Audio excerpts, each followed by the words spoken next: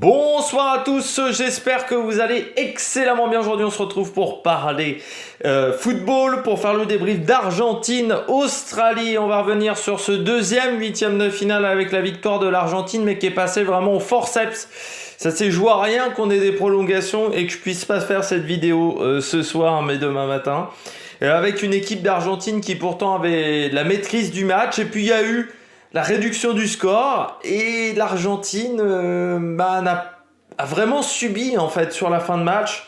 Il faudra réfléchir à comment on a joué à la fin de la rencontre, pourquoi on n'a pas plus joué l'attaque, pourquoi on n'a pas réussi à plus sécuriser le score du côté de l'Argentine, parce que l'Australie n'a pas produit grand chose à part sur le dernier quart d'heure, et pourtant on s'est retrouvé énormément en difficulté, je trouve, de l'Argentine. On aurait dû gagner ce match beaucoup plus facilement du côté de l'Argentine, parce que l'Australie c'était pas du niveau des États-Unis tout à l'heure, et les Pays-Bas s'en sont sortis un peu plus facilement, et pourtant du côté des Pays-Bas ce n'était pas parfait. N'hésitez pas à vous abonner à la chaîne, à réagir dans les commentaires, à mettre un pouce bleu, à partager la vidéo sur les réseaux sociaux, notamment auprès de vos proches, si vous pensez que ça peut les intéresser. Et puis n'hésitez pas à aller voir également TikTok avec le débrief de la mi-temps. N'hésitez pas également à aller voir EPS 2.0, à écouter surtout EPS 2.0. Et puis aller voir les autres vidéos de la chaîne. Là aujourd'hui c'est un petit peu chargé, notamment une magnifique vidéo sur l'équipe BNB Hotel, ou encore un top 10 des moments passionnants, des moments marquants de la saison cycliste. Eh bien, on commence tout de suite avec l'Argentine. L'Argentine, alors ce match, déjà on va commencer par le bilan général. Ce match, qui était quand même peut-être l'affiche la plus déséquilibrée de ce huitième de finale, hein, avec une équipe quand même d'Argentine qui semblait largement au-dessus d'une Australie, qui s'est qualifiée quand même difficilement pour la Coupe du Monde, et qui en phase de poule en a pris 4 par l'équipe de France. Faut quand même le rappeler aussi, et qui sur les deux autres matchs avait réussi à faire une victoire un petit peu surprise face à la Tunisie sur un but qui, voilà, il y a quand même un joueur tunisien qui est bousculé par un joueur australien, et lors du dernier match ils sont tombés face à des Danois qui étaient amorphes. Donc ça a été compliqué pour cette Australie quand même depuis le début de sa compétition. Alors même si c'est une équipe qui a du cœur, l'Argentine aurait dû être beaucoup plus tranquille dans cette rencontre. On va revenir du côté de l'Argentine, on commence tout de suite du côté de cette Argentine. Moi ce que j'ai apprécié du côté de cette Argentine, il n'y a pas grand chose, mais je dirais quand même la vitesse qu'elle arrivait à mettre sur les quelques actions où elle a été dangereuse. Le fait qu'elle arrive quand même à se projeter assez rapidement, cette équipe, en 5-6 passes, on arrive à arriver dans le camp adverse. Je trouve que le milieu, il y a quand même marche plutôt bien, avec un De Paul qui a fait un super match, mais même McAllister c'est pas mal, un peu moins convaincu par Fernandez. Le problème de cette équipe, c'est que défensivement je trouve que c'est toujours aussi déséquilibré, enfin toujours aussi fébrile du côté de la défense argentine. Surtout on s'aperçoit que si tu enlèves les titulaires, ça devient beaucoup plus casse-gueule du côté des Argentins. On se l'aperçoit. J'ai trouvé qu'il y avait énormément de déchets techniques, c'est-à-dire de dribbles ratés, de ballons perdus parce qu'on tente un geste qui ne marche pas, de mauvais choix déjà sur les gestes techniques à faire face à un adversaire pour passer l'adversaire en 1 contre 1. Mais je trouve qu'ils ont en fait assez peu passé les Australiens en 1 contre 1, alors que les Australiens n'aiment pas l'équipe la plus solide défensivement quand même de cette Coupe du Monde. Ils ont eu beaucoup de mal à rentrer dans la 30 derniers mètres. Ça c'est parce que l'Australie jouait bloc bas. Mais on s'aperçoit quand même, ce qui est assez fou avec cette équipe d'Argentine, c'est que l'on joue bloc bas ou bloc très haut, ce qu'avait fait l'Arabie Saoudite, cette équipe se retrouve quand même très facilement en difficulté. C'est-à-dire, si elle n'a pas un adversaire qui lui laisse de l'espace, mais avec de la profondeur, on s'aperçoit que ça devient tout de suite beaucoup plus compliqué pour qu'elle arrive à produire son jeu. Parce que là, dans les petits espaces, ils s'en sortaient pas, hein. Alors que normalement, ils ont des joueurs qui ont des qualités techniques qui devraient leur permettre de s'en sortir. Donc beaucoup de pertes de balles. Dans les 30 derniers mètres, c'était très compliqué de rentrer dans ces 30 derniers mètres, et encore plus dans la surface de réparation. Ils sont rentrés en fait que très peu souvent dans la surface de réparation. Et puis défensivement, c'est fébrile. Je trouve que dans la construction, c'est pas si fantastique que ça. Autant le jeu de projection marche plutôt pas trop mal, autant la construction, on est proche quand même du niveau zéro. Et puis ouais, beaucoup trop d'erreurs au niveau technique dans cette équipe. Une incapacité aussi en début de match à passer par les côtés.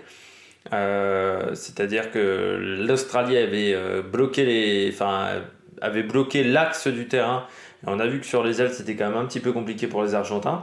Mais ils passent, mais c'est pas un match très rassurant. C'est un match qui te fait te poser des questions quand tu es entraîneur. C'est un match qui te fait avoir des doutes désormais, des doutes que n'avait pas forcément cette équipe avant cette rencontre. Parce que quand tu gagnes pas haut la main ton huitième de finale, qui est pourtant le plus déséquilibré techniquement, c'est pas très rassurant pour la suite, surtout qu'en face tu tombes face aux Pays-Bas. Alors les Pays-Bas, il va même être très intéressant ce quart de finale parce que les Pays-Bas c'est pas parfait non plus, mais bon, l'Argentine a été décevante. Du côté de l'Australie, on a joué bloc bas. Après, on pourra quand même pas oublier que cette équipe a un énorme mental.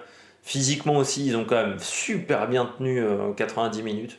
Enfin, plus 100 parce qu'ils ont été dangereux jusqu'à la dernière minute du match, jusqu'à la centième minute quasiment de cette rencontre, où ils ont été très dangereux et avec des magnifiques qualités physiques. Ils ont quand même éteint les Argentins sur les 15-20 dernières minutes du match, avec leur impact physique, avec un énorme pressing également effectué. Le souci, c'est que il te manque des talents individuels. Alors je sais que le football, c'est le collectif avant tout, mais il te manque un ou deux joueurs qui sont capables de faire la différence vraiment grâce à leur jeu. Alors tu as le petit Karasic qui n'a pas été mauvais. On a fait également rentrer Kuol qui a apporté pas mal de choses, qui a eu la balle quasiment de l'égalisation. Mais il te manque des talents individuels dans cet effectif. Tu as un bon gardien, qui est Matt Ryan, mais après autour ce sont des joueurs moyens, alors qui ont un super entraîneur qui a fait un gros collectif autour, ça il faut le dire, mais ça ne suffit pas derrière pour s'imposer dans cette rencontre, malgré tout ce qu'a fait Graham Arnold dans cette formation, mais il a quand même menacé pendant une grosse trentaine de minutes l'Argentine, et il ne faut pas le négliger. Du côté de l'Australie. Alors on va me dire, oui, le but australien est sur un CSC, je veux bien, mais de l'autre côté, l'Argentine mène 2-0 grâce à un but de Gag aussi. Et à 1-0, ton match il n'est pas plus facile parce que les Australiens, à partir de la 70e, ils auraient aussi repris confiance. Donc l'Argentine aurait dû mener beaucoup plus tôt et aurait dû marquer beaucoup plus de buts, surtout vu les talents individuels qu'il y a dans cet effectif. On passe désormais aux joueurs du match. Du côté de l'Argentine, De Paul, sans hésitation, qui a fait une super rencontre. À la limite de l'épuisement, mais heureusement, il y a 6 jours de récup pour les Argentins, donc ça va faire du bien. Moi, je trouve que Otamendi, c'est pas top, et Molina, c'est pas fou non plus en défense. Et puis, contrairement au journalisme, pour Molina, c'est un petit peu mieux de ce côté-là. À chaque fois que j'entends le nom Molina, ça me fait penser à Romain Molina sur YouTube. J'ai un blocage là-dessus, avec ce joueur. Et puis du côté de l'Australie, Ryan a fait des actions qui étaient super importantes. Soutard aussi, qui a fait du bon boulot en défense. Et puis Aaron Moy qui est toujours là aussi, dans cette formation. Beish qui a fait également une sacrée percée. Allez, peut-être Walls, qui a été un petit peu moins bon. Ou Duke, qui a été un peu trop discret du côté de la pointe de l'attaque. On passe au quart de finale. Pays-Bas-Argentine, petite avant-première de ce match. Moi j'attends beaucoup de cette rencontre parce qu'elle me permettra de savoir si une de ces deux équipes est en capacité d'aller en finale. Pour le moment, je trouve que l'Argentine a des défauts qui sont moins importants que les défauts néerlandais, malgré le fait que les Néerlandais soient sortis un peu plus facilement. Mais il faudra quand même élever son niveau de jeu face aux Pays-Bas. Et puis surtout, je rappelle que ces équipes-là, normalement, elles doivent tomber potentiellement face à l'équipe de France en quart. Donc oui, il va falloir... face à l'équipe de France, pardon, en demi.